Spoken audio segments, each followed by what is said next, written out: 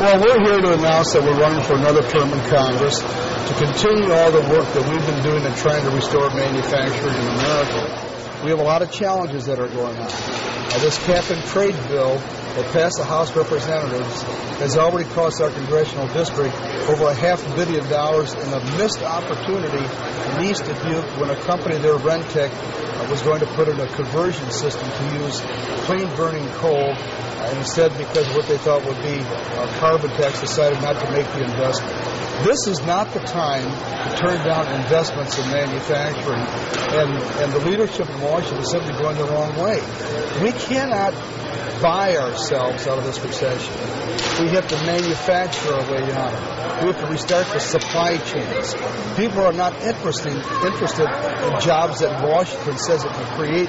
People want to get back to the jobs that they had before the recession began. And so we have to restart the supply chains to get people back working again.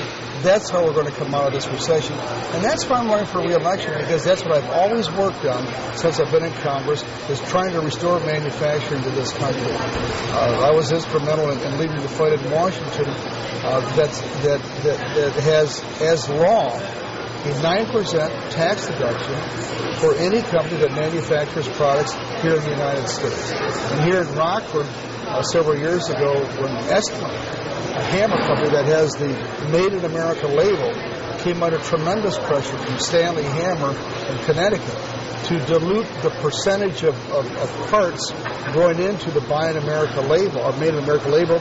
I led the fight in Congress to say, look, if somebody wants something made in America, they should be able to say that Made in America means made in America, not 75 or 80% made in America, but 99 or almost 100% of it. That's the agenda. Working on keeping jobs for the people that I represent, working to bring us through this recession. Why this location? Because that's what it's all about. Dial Machine is owned by Mel Anderberg and his two boys, hard-working entrepreneurs, making lots of products for Caterpillar. And Caterpillar is down worldwide, especially in its mining, because when manufacturing is down, there's less need for the resources that go into manufacturing. So when we restart manufacturing, Dial Machine gets busier because they make more products for Caterpillar, because Caterpillar has to do more mining in order to get more natural products, natural resources into the hands of people who are making them.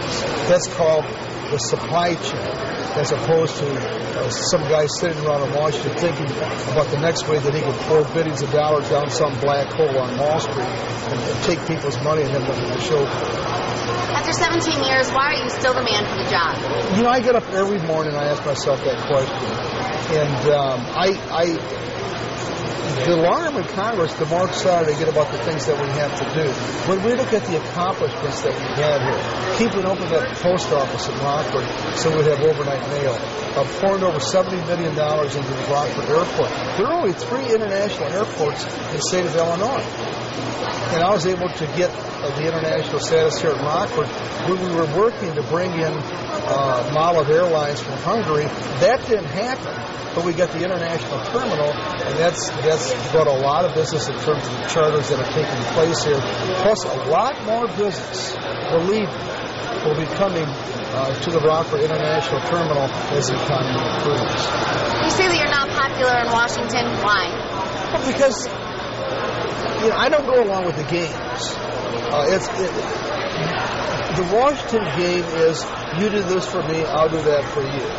Or watch out, this guy's going to stab you in the back. Or don't trust so-and-so because you never know what's going to happen somewhere down the line.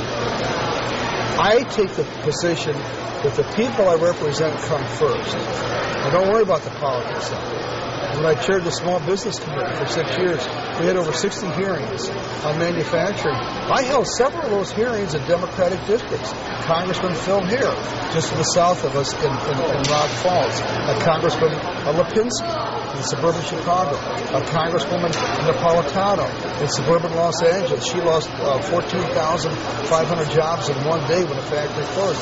All 3 of those people are Democrats. But I worked very closely with them on the core issue of trying to restore manufacturing in Illinois, or manufacturing in this country. Do I agree with all 3 of them on some of the other positions?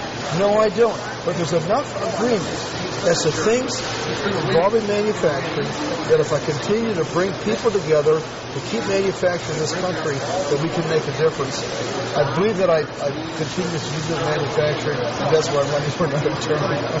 What is this race going to be like? Well, it's like any other race.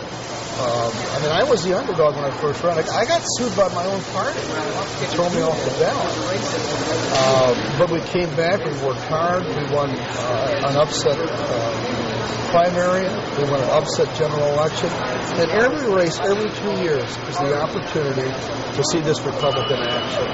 We go out, we continue to meet people, we show them what we're doing, and ultimately we say we trust the decision of the people in our congressional.